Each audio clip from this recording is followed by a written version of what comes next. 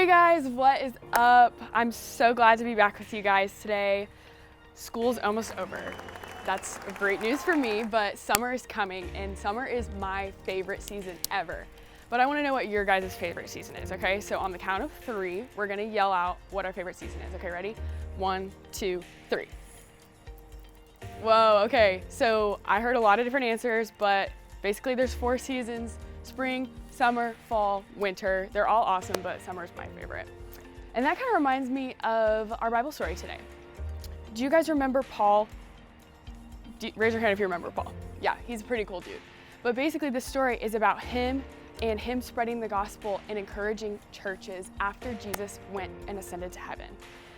So after Jesus ascended to heaven, he gave the disciples a mission. He gave them the power to continue his ministry.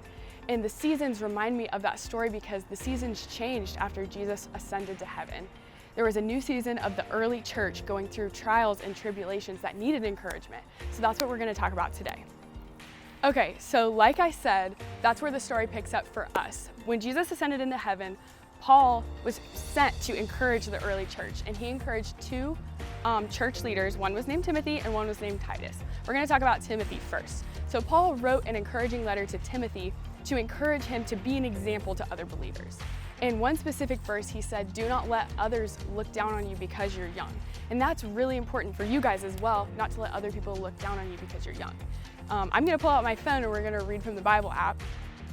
If you open your Bibles to 1 Timothy chapter 4, verse 12, it says, "Let no one despise you for your youth, but set the believers an example in speech, in conduct, in love, in faith, and in purity."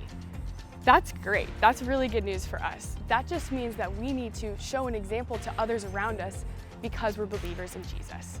Now on to Titus. Paul wrote a letter to Titus a little bit differently.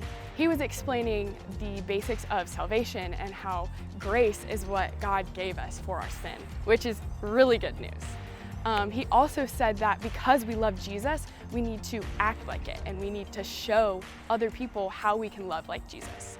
So I'm going to pull out my phone one more time to read the Bible. And you guys can go ahead and open up to 1 Timothy chapter 4, verse 16. It says, keep a close watch on yourself and on teaching. Persist in this, for by doing so, you will save both yourself and your hearers. This is our goal, to do what's right because we love Jesus. Not just because it's a good thing to do, but because we love Jesus. And I encourage you guys to keep doing that to your fellow believers and not let anyone look down on you because you're young.